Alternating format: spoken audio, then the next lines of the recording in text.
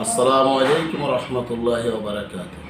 আলহামদুলিল্লাহ ওয়াহদা, আসসালাতু ওয়াসসালামু আলা রাসূলিল্লাহ।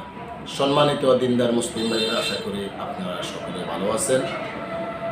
আলহামদুলিল্লাহ, আল্লাহ সুবহানাহু ওয়া তাআলার অশেষ দয়া আমিও ভালো আছি। সম্মানিত দিনদার ভাইয়েরা, আজকে আমি আপনাদের সাথে কিছু কথা বলার জন্য এসেছি। সেটি হলো, আমাদের দেশে অনেক মানুষ পীরের মুরিদ হয়, অথবা মাজারে যায়, অথবা সে যে কোনো আলেমের অনুসরণ করে, অন্ধ অনুসরণ করে, অথবা সে চিন্তা করে যে আমি যদি এই আলেমের অনুসরণ করি তাহলে আমি নাজাত পাবো, এই আলেম আমাকে জান্নাতে নিয়ে যাবে।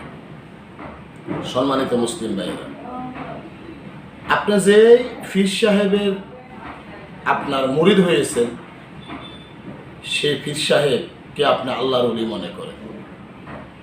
যে মাজারে যান, সেই মাজারের সাহিত্য ব্যক্তিকে আপনি আল্লাহর ওলি মনে করেন।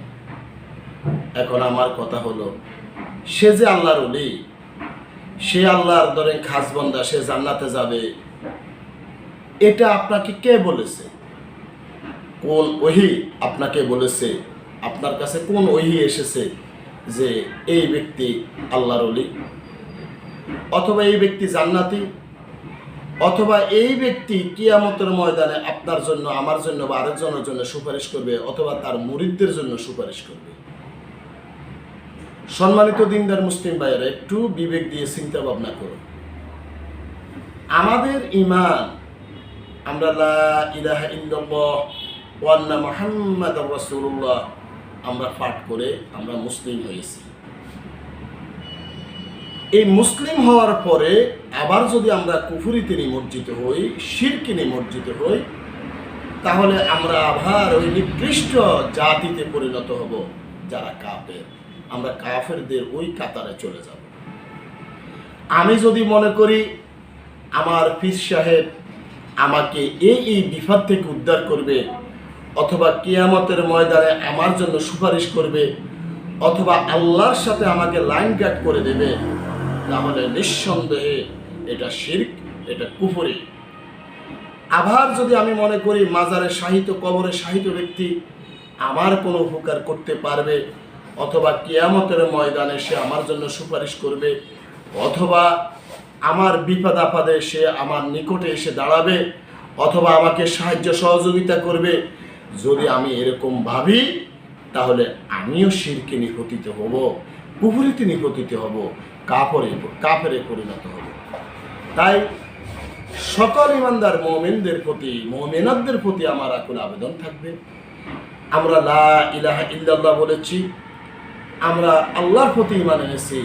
আল্লাহর প্রতি ঈমান আনার পরে আমরা কোনো মানুষের প্রতি ঈমান আনবো না।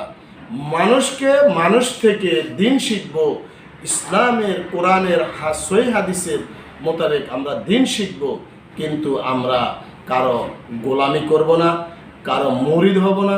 কারণ আপনি যে মুরিদ হচ্ছেন, কেন মুরিদ হচ্ছেন? আপনি মুরিদ অর্থ হলো আকাঙ্ক্ষী, চাওয়া। আপনি তো আল্লাহর কাছে চাইবেন, কারণ আল্লাহ আমার মুরাদ, আর আমি আল্লাহর মুরিদ। আমি আল্লাহর মুরিদ, কারণ আল্লাহ আমার মুরাদ।